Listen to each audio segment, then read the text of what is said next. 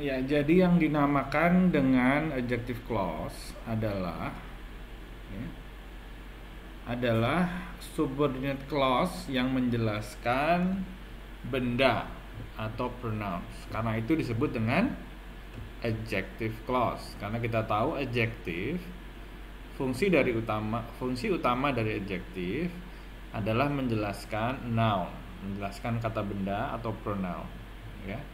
Masih ingat bahwa kata big dalam kata big bag itu menjelaskan bag, ya.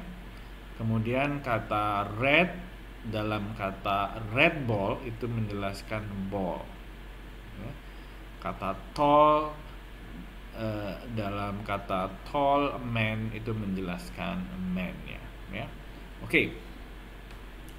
Jadi, ya, contohnya seperti ini. Kita lihat ada kalimat my sister is a person who likes to save money. Ya, ini adalah kalimat kompleks, ya. Kalimat kompleks yang terdiri dari lebih dari satu kalimat, ya. Apa saja? Mari kita lihat, ya. Apa sajanya ini, ya.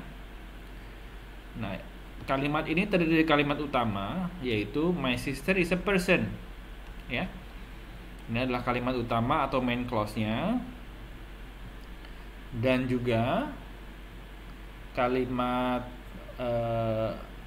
anak kalimat atau subordinate clause, yaitu my sister likes to save, ya, to save money, ya. Jadi ini adalah kalimat kedua, ya. Kalimat kedua ini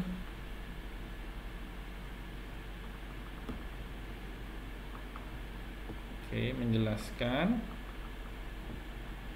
fungsi dependent clause, ya. Ketika kalimat kedua ini digabungkan dengan kalimat utama, maka kata my sister yang merupakan pengulangan itu dihilangkan, ya. Dihilangkan, dan selebihnya kata likes to save money digunakan untuk menjelaskan kata a person, ya. Menjadi a person who likes to save money, ya. Di sini menjelaskan kata a person, ya. Oke. Nah, di kalimat kedua, I make extra money as a waiter at a restaurant that serve vegetarian food, ya. Di sini kita lihat kalimat utama adalah I make extra money as a waiter at a restaurant. Ini kalimat pertamanya, kalimat utama, ya. Dan kalimat anak kalimatnya atau subordinate clause-nya di sini adalah, ya, restaurant that serves vegetarian food, ya. Atau the restaurant that I work serve vegetarian food, ya. Ini kalimat ini digabungkan dengan kalimat utama dan kata restorannya sudah ada, maka menggantikan kata restoran yang ada di main clause, ya. Menjadi I make extra money at a waiter at a restaurant that serve vegetarian food, ya. Untuk kalimat ketiga, I admire those of you who don't have any cash problem, ya. Di sini ada kalimat utama apa? Ya, yang menjadi kalimat utama adalah I admire those of you, ya. Jadi kalau sudah bisa menduga bahwa ini adalah kalimat utamanya dengan melihat kata who di sini, Anda benar, ya. Jadi ini adalah kalimat utamanya, I admire those of you, ya. Sedangkan kalimat keduanya di sini adalah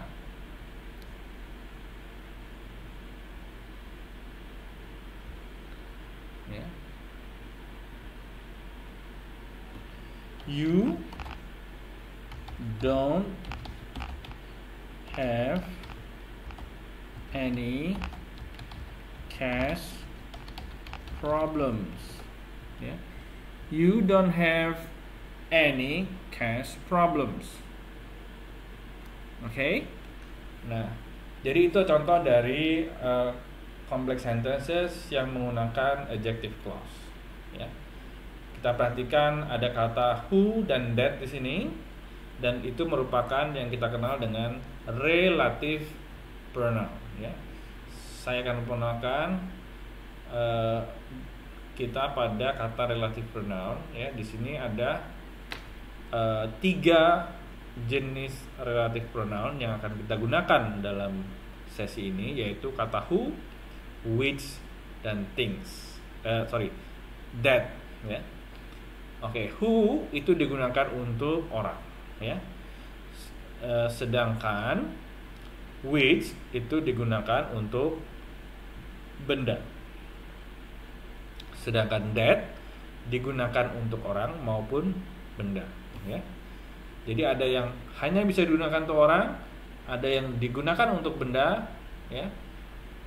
Tapi ada juga yang bisa digunakan untuk kedua-duanya. Oke, jadi kata my sister is a person, ya, kalimat my sister is a person bisa menggunakan who atau that, likes to save money. Kemudian di kalimat I make extra money as a waiter at a restaurant bisa menggunakan kata which atau that, serve vegetarian food. Ya. Oke. Jadi fungsi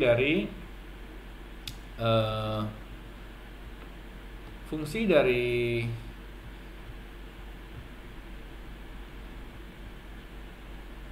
relative pronoun ini, ya, adalah menghubungkan antara noun, ya, dengan adjective clause, ya, yang menjelaskan noun tersebut.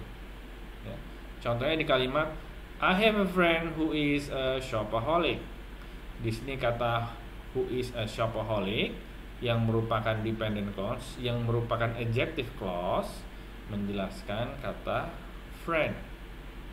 Ya. Jadi kata who-nya ini bertindak sebagai penghubung. Di kalimat this is the latest gadget which I bought with my own pocket money, ya. Kata which ini menghubungkan kalimat I bought the gadget with my own pocket money, ya, dengan kata gadget. Ya. Sekali lagi, di sini agak berbeda konstruksinya, di mana bukan di depan, ya.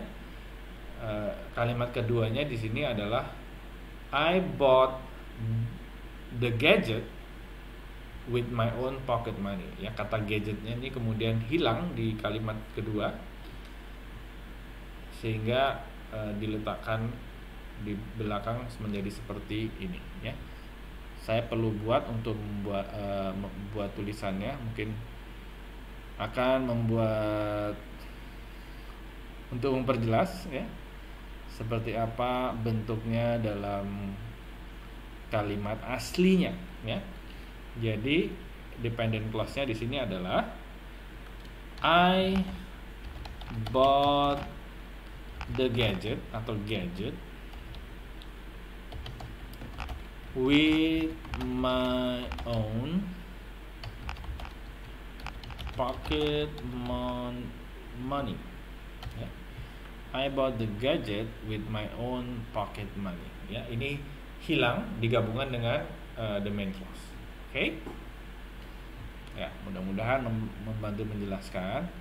Terakhir, ya, kita akan membahas tentang penggunaan kata kerja di dalam adjective clause. Ya.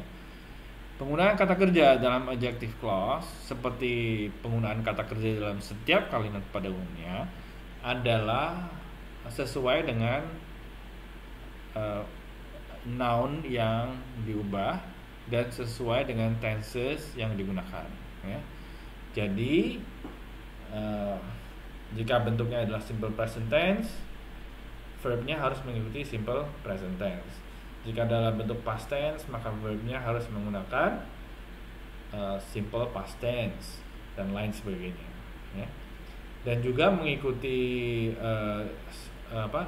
noun-nya, jika noun-nya ini adalah misalnya tunggal atau plural, atau orang, kalau misalnya orang pertama kah, orang kedua, atau orang ketiga, ya. Contohnya dari kalimat yang tadi adalah my sister is a person who likes to save money. Di sini kata a person singular dan orang ketiga, maka kata kerja likes di sini, ya, menggunakan s, ya, karena ini adalah simple present tense. My sister is a person, itu simple present tense, ya. Who likes to save, my sister likes to save money adalah simple present tense juga. Jadi menggunakan verbnya menggunakan s. Oke. Di kalimat kedua, I know some people who like to spend a lot of money on cars, ya. Di sini kata yang dijelaskan adalah people, yang adalah plural, ya. Kemudian kalimat adjective clause-nya adalah people atau some people like to spend a lot of money on cars. Jadi ini kata like-nya juga tanpa s karena ini adalah plural, ya, juga dalam simple present tense. Nah, sedangkan contoh ketiga dan keempat kita menemukan ada penggunaan models, ya.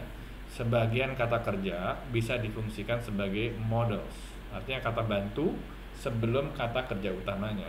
Kata can di sini masuk dalam models, kata could bisa, kata would, should, will, dan lain sebagainya. Nah, hukumnya kalau kita menggunakan models, maka diikuti kata kerja yang dalam bentuk asli atau verb one.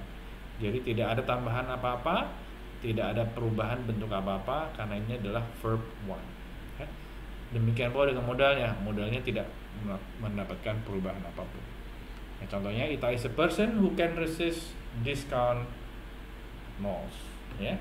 Kemudian Cindy and Paula are people who can say no to friends and who try to sell stuff to them, ya. Oke. Jadi ini kata try-nya, ya. Ada dua kata who ini, ada who can say no to friends, who try to sell stuff to them. Ini ada dua who, ya. Yang pertama menggunakan modals can say, yang kedua menggunakan verb saja try sini, ya. Di sini try-nya menjelaskan friends yang adalah plural, ya. Jadi try-nya tidak menggunakan perubahan apapun. Kemudian di sini say-nya dalam bentuk dasar karena menjelaskan people dan mengikuti kata modals can, ya. Kalau can memang tidak berubah sama sekali. Oke. Baiklah, itu sedikit penjelasan tambahan tentang adjective clause di dalam video ini. Semoga membantu. Silahkan mengerjakan exercise yang ada di dalam buku kita di unit 3 bagian B. Terima kasih. Sampai jumpa di grammar reference berikutnya.